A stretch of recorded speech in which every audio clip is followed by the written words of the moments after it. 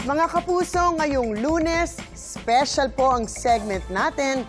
Naku, dahil meron akong special client today, may kukonsulta sa akin ngayong umaga. Makakasama po natin si Ame ng The Master Cutter. Good morning po, Attorney Gabby. Good morning din sa'yo.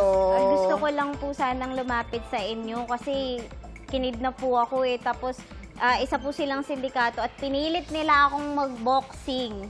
Kahit ayaw ko naman, labag po sa loob ko yun. Ano po kayang pwede nating ikaso sa kanila? Mabuti na nga lang po naligtas ako ni Atoy. Naku, sige, Ame. Pag-usapan natin at sasagutin natin yan. Dito nga, Ask Me, Ask Attorney Gabby.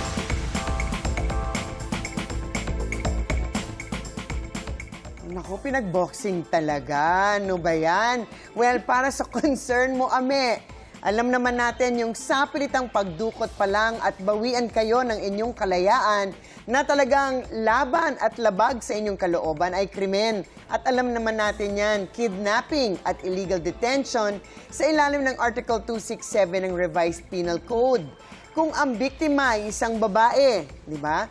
Nagiging serious illegal detention ito na ang penalty ay maximum. Ito ay reclusion perpetua. Ibig sabihin, nako, pwede pag kinasuhan yan hanggang 40 years, pwede.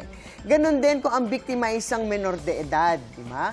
Pero may posibleng ibang kaso din dito kasi usually nga ang alam natin yung mga kidnapping lang at saka serious illegal detention. Pero yung kaso mo, Ame, parang merong ibang may ibang slant, di ba?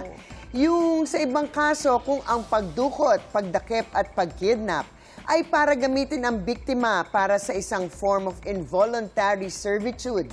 Ibig sabihin, yung gagawa ng gawain na labag talaga sa kalooban niya, usually, ito yung sa iba, prostitution or sexual exploitation or yung pagsali sa mga sapilitang gawain na pang-entertainment or yung pagsusugal, di ba? I think yung boxing kasi na nangyari dyan, talagang merong pagsusugal, may pustahan na nangyayari.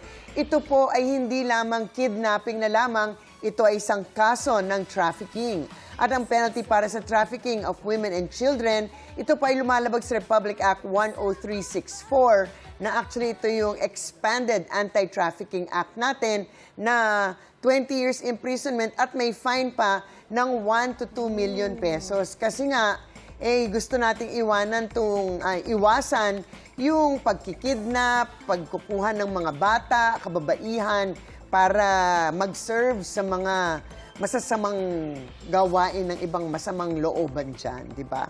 Maraming salamat po sa kaalaman na yan, Attorney Gabby. Well, ako sana magtatanong sana sa'yo, di ba? Attorney Lilet, di ba? Ay, Ame pala siya Ame na today. po ako. Okay.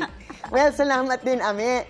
Dahil ang mga usaping batas, bibigyan po nating linaw para sa kapayaan ng pag-iisip. Huwag magdalawang isip.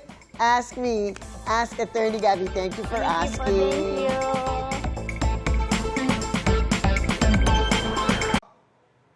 Ikaw, hindi ka pa nakasubscribe sa GMA Public Affairs YouTube channel?